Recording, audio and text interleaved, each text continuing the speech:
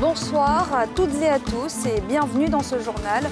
Le chef du gouvernement était ce matin dans les locaux de l'ambassade turque en Côte d'Ivoire. Patrick Hachi a présenté les condoléances du président Alassane Ouattara suite au séisme en Turquie qui a fait plus de 30 000 morts. La première dame Dominique Ouattara a reçu ce mardi à l'hôpital Mère-Enfant la présidente de l'hôpital pédiatrique de l'Enfant Jésus du Vatican. En visite en Côte d'Ivoire, Mariella Enoch a salué les efforts de l'établissement pour offrir des soins de qualité aux patients. Et puis c'est le jour J pour les amoureux. La Saint-Valentin est célébrée comme partout ailleurs ce 14 février en Côte d'Ivoire. Cette année, quel engouement a suscité cette fête auprès des populations? C'est ce qu'on verra dans quelques instants. C'est le pire désastre naturel en un siècle, selon l'OMS. Une semaine après le violent séisme qui a frappé la Turquie, le gouvernement a porté sa compassion à l'ambassade turque en Côte d'Ivoire, en signant notamment ce mardi le livre des condoléances ouvert à cet effet. Le reportage de Salifia Lekoué et Tanguy Conan. Ce mardi, l'ambassade de Turquie en Côte d'Ivoire recevait un hôte de marque. Le Premier ministre ivoirien, Patrick Hachi, avec à ses côtés la ministre d'État en charge des Affaires étrangères, Candia Camara, s'y est rendu pour apporter sa compassion au peuple turc éprouvé par un séisme. Échange avec l'ambassadeur, signature du cahier de condoléances étaient entre autres les temps forts de cette visite. Nous sommes venus envoyés par son Excellence Monsieur le Président de la République Alassane Ouattara, Madame le ministre d'État et moi-même, traduire à son Excellence le Président Erdogan et à tout le peuple turc, par l'entremise de Madame l'ambassadeur, nos sentiments de compassion. C'est un événement que nous avons ressenti comme celui qui frappe une famille. Vous connaissez la relation très proche qui lie les deux chefs d'État et les deux peuples. Et en de pareilles circonstances, dès les premières heures de l'événement, son Excellence, Monsieur le Président de la République, a transmis un message déjà au président Erdogan.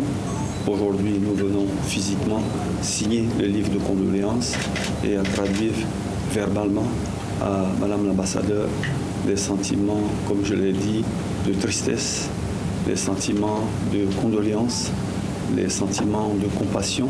Un séisme a dévasté le 6 février dernier la Turquie et la Syrie. Le bilan mardi en milieu de journée atteignait 31 974 morts en Turquie et 3 688 en Syrie.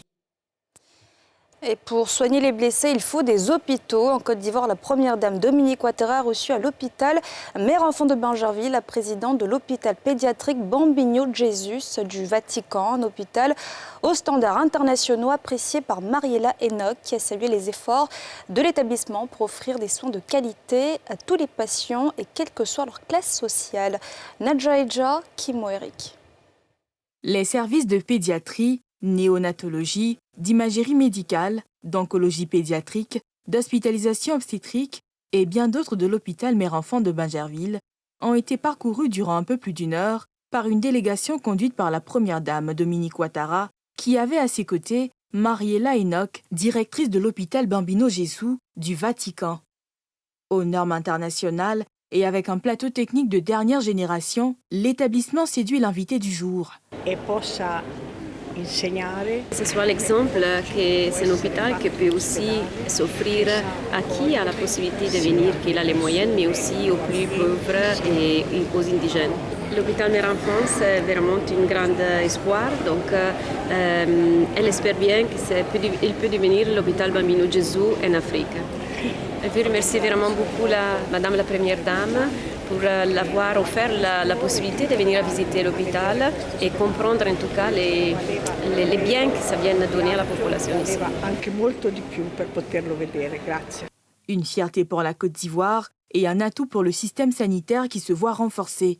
Une fierté pour nous que sur notre sol, en Côte d'Ivoire, on puisse avoir un tel plateau technique qui nous offre aussi des opportunités pour, comme elle a dit, faire certaines innovations. Je pense que le sérieux du travail ici, surtout que, comme Madame la Première Dame l'a dit, qui intègre même les personnes les plus vulnérables peut permettre vraiment de porter des projets d'innovation qui peuvent aider donc toutes les couches de la population.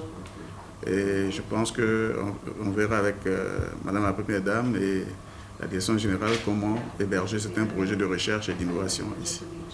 À but non lucratif, l'hôpital Mère-Enfant de Magerville contribue à améliorer l'accès des populations aux services de santé de qualité. Avant cette visite, la Première Dame était hier lundi 13 février à Yamoussoukro pour s'imprégner des réalités de l'hôpital Saint-Joseph-Moscati, construit au sein de la basilique Notre-Dame de la Paix. L'actualité, c'est aussi la vie chère en Côte d'Ivoire. Comment lutter contre ce fléau qui prend de l'ampleur, ce malgré les efforts du gouvernement. Le Conseil national de lutte contre la vie chère a réuni les acteurs de la lutte afin d'obtenir réponse à cette question. Le reportage de Mardoché Kwasi, Zécré Joseph. Marché de Trècheville, au nord d'Abidjan. Dans cet espace réservé à la vente de poissons fumés, les prix ont pratiquement doublé aux grandes dames des clientes qui n'en finissent pas de se plaindre aux commerçants. Poisson qui est dans ma main. Avant s'il y a 1500, je peux payer. 1000 francs, je peux payer. Maintenant, si tu n'as pas 3000, tu ne peux pas payer poisson. Rio, huile, aubergine, sucre, on ne peut plus payer. Si comme ça, tu as beaucoup d'enfants, tu vas faire comment? Je faisais mon marché à 2000 francs. Ce que je faisais à 2000 francs, maintenant c'est 5000. Les gens viennent faire les émissions qu'on diminue, mais c'est la même chose, ça continue. Donc je ne sais pas qui cherche à trouver la solution. On ne peut pas vivre dans ces conditions-là. La vie est trop chère. Tu viens au marché même, tu as l'impression que l'argent est tombé. Or pourtant c'est parce que tout est cher. Du côté des commerçants, on dit ne pas avoir d'autre choix que d'augmenter les prix, au risque de voir son business disparaître. Mais c'est demain que nous on prend, c'est ça, on vend cher. Avant on prenait, on ne pèse pas. On met dans le pot et puis on paye. 30 000, c'est 1 000. Mais maintenant on pèse, tu l'as à 1500. Donc moi je suis obligé d'augmenter. Si elle n'a pas augmenté là, elle ne peut pas sortir. Dans cette atmosphère d'inflation généralisée, c'est donc le consommateur final qui paie les pots cassés. Pour aider le gouvernement à trouver une solution à cette situation et soulager les populations, le Conseil national de lutte contre la vie chère, CNLVC, a réuni à l'initiative du ministre Souleymane Diarra-Souba, en charge du commerce, les acteurs clés de la lutte contre la vie chère. Objectif, recueillir leurs recommandations en vue de la mise en place de la stratégie du gouvernement pour l'année 2023.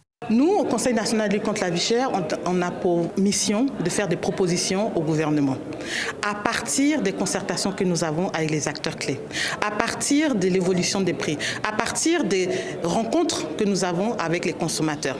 Et donc, toutes ces rencontres, toutes ces données que nous recueillons et que nous en compilons sont synthétisées sous forme de recommandations au gouvernement. Et c'est l'objet de cette réunion. Maintenant, la prise de décision, elle émane du gouvernement. Et le gouvernement étant conscient de la difficulté des populations, des mesures ont été prises en 2022, mais évidemment des mesures sont prises également en 2023 pour continuer à soulager les populations. Cette rencontre qui a eu lieu ce mardi à Yves-Hôtel Plateau a été présidée par Jacques Essolowes, directeur du cabinet du ministère du Commerce, qui représentait le ministre Souleymane Diarra-Souba. Et ce soir, on s'intéresse à la vie des fonctionnaires affectés à l'intérieur du pays. Comment vivent-ils dans leur nouvel environnement? Quels sont les défis auxquels aussi ils font face? Les réponses dans cet élément de Pierre Dipomélin. Marie-Christelle est nouvellement affectée comme sage-femme dans ce centre de santé à une trentaine de kilomètres de Yamoussoukro. Elle est en activité depuis bientôt 7 mois. Christelle est en attente de son premier salaire. C'est pas du tout facile. Quand tu sais que quand tu n'as personne pour t'aider, c'est pas du tout facile. Et moi, j'ai eu la chance d'avoir mon chéri qui m'aide jusqu'à ce jour. Surtout qu'on est nouveau fonctionnaire, on est pressé d'avoir le salaire. Et jusqu'à ce jour, moi, à mon niveau, le salaire ne passe pas encore. Comme elle, plusieurs autres nouveaux fonctionnaires attendent leur premier mandatement, appelé le rappel.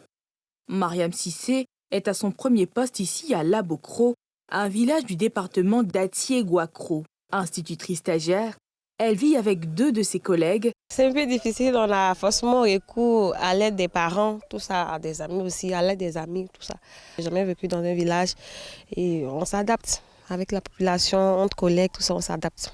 Venir dans un nouveau coin, en tout cas, c'est pas facile. C'est pas facile, mais ça dépend de l'ambiance, l'accueil de ce lieu-là. Bon, à La Bocro ici, par exemple, sincèrement, avec les collègues, avec la population, tu ne peux pas te sentir dépaysé, c'est pas possible, ça va. Les parents même se plaignent, mais tu es devenu fonctionnaire maintenant. Pourquoi à chaque fois tu demandes de l'argent? Donc souvent, nous les hommes, par exemple, moi ma première année, c'était un peu vraiment compliqué. Comment se nourrir, c'est un peu difficile. Parce qu'il faut avoir de l'argent, il faut avoir tout le temps de l'argent. Et puis, le déplacement, les réunions, tout ça. Ces nouveaux agents de l'État font face à de nombreux défis. Ils doivent s'adapter à leur nouvel environnement, mais le manque de ressources financières n'améliore pas les choses. Aujourd'hui, l'objectif qui était d'aider le fonctionnaire par le retardement du premier mandatement à se faire une économie, je pense que cet objectif n'est pas atteint et ça crée plutôt de l'endettement aux fonctionnaires. Et je pense qu'il faudrait, au bout de 3 mois, c'est un délai un peu régulier. Direction l'ouest du pays, où des fonctionnaires ont fini par se fondre dans la population. Mathieu a passé 20 bonnes années à Mans et s'y plaît bien. Ça fait 20 ans que je suis dans la région de Mans. Mais si je n'étais pas à l'aise, j'aurais demandé peut-être une mutation, aller ailleurs. Parce que je me sens à l'aise et ça va.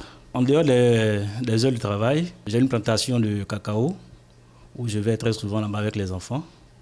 On va pour essayer de faire des petites activités pour se distraire un peu et puis revenir à la maison.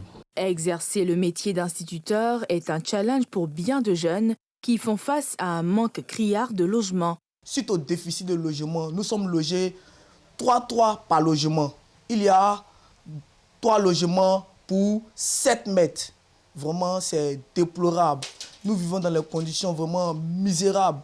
Mais vraiment, pour l'amour du métier, nous avons décidé de rester. Tu ne peux même pas envoyer ta petite famille. Rappelons que depuis quelques années, des réformes ont été initiées par le ministère de la fonction publique afin de réduire considérablement ce délai d'attente du premier salaire.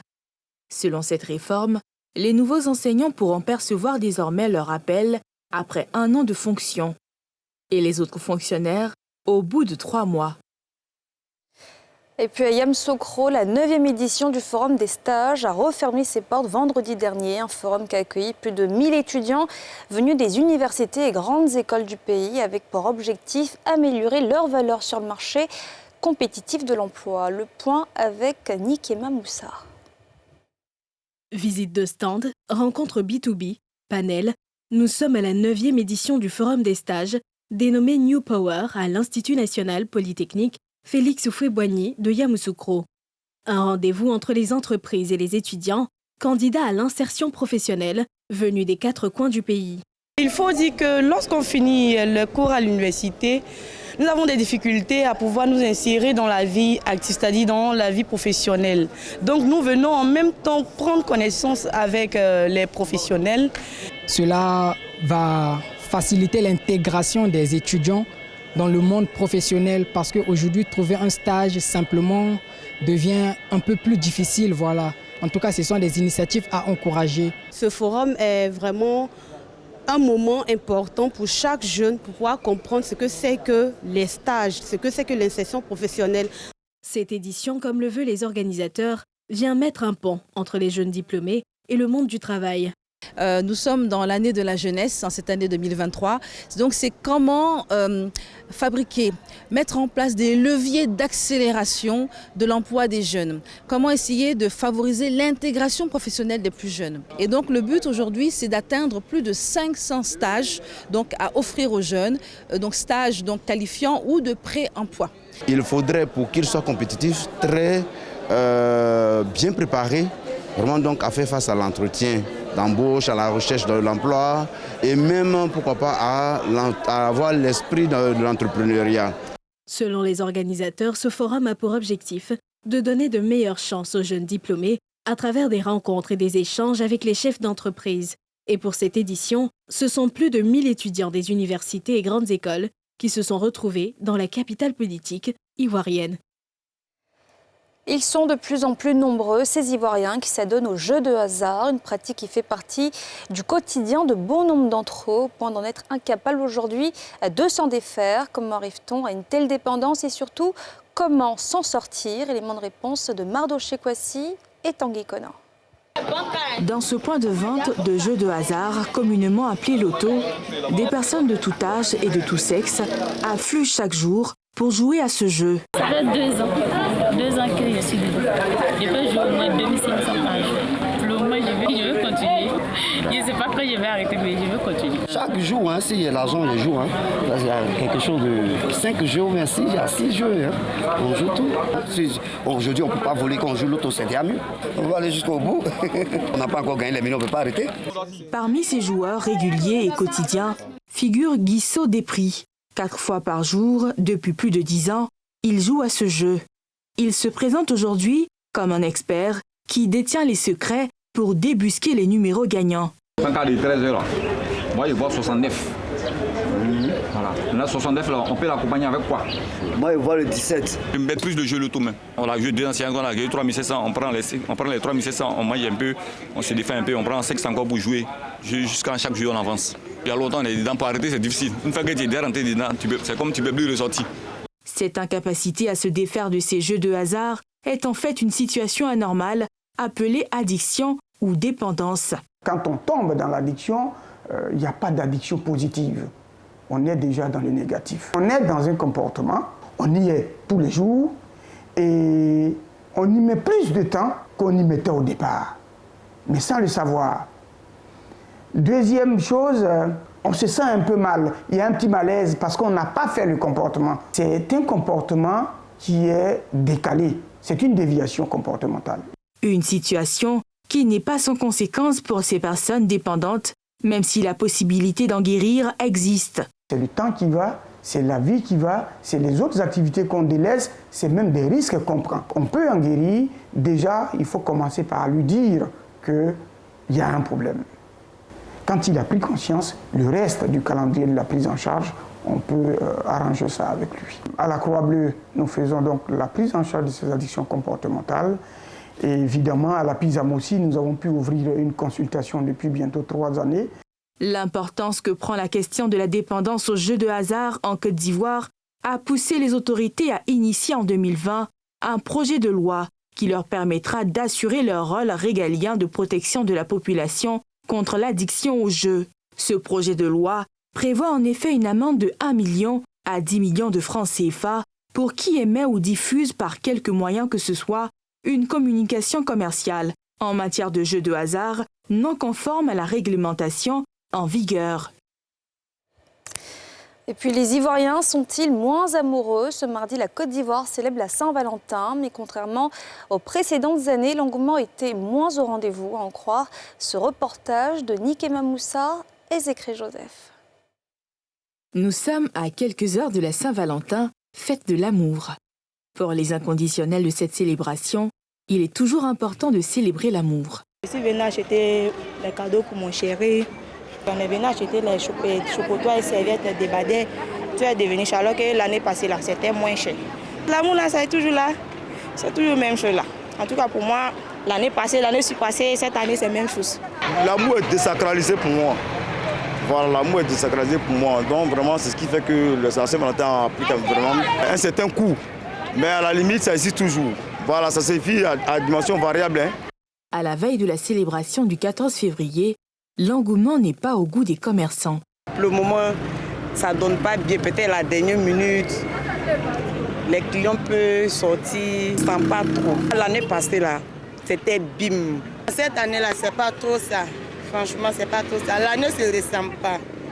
L'année passée, ça allait bien. Allait comme ça, on a touché. Je ne sais pas combien de mais cette année-là, depuis vendredi, on n'a rien vu d'abord. Les garçons, ils sont trop bizarres, donc les filles, elles sont découragées. Nous-mêmes, on ne sait même pas comment on va faire un cadeau qui est là. On ne peut pas manger ni rien. Ils ont qu'à sciencer un peu quoi. Tout ça, là, c'est les garçons qui font. Ils ont qu'à sciencer. Nous, on n'est pas problème. C'est un peu compliqué cette année-là. Franchement, on est l'amour, là, ça manque aussi. Sinon, l'année passée, en tout cas, c'était ici. Peut-être actuellement, ce n'est plus ici. Peut-être ils ont oublié. Le jour de la Saint-Valentin, le 14 février, est considéré dans de nombreux pays comme la fête des amoureux. Les couples en profitent pour échanger des mots doux et des cadeaux. Célébrée depuis le XIVe siècle, la Saint-Valentin est présente dans plusieurs cultures, toutes la considérant comme la revivification de l'amour. Et voilà, c'est la fin de ce journal. Merci de l'avoir suivi. Surtout, restez avec nous et bonne suite de programmes sur la nouvelle chaîne ivoirienne.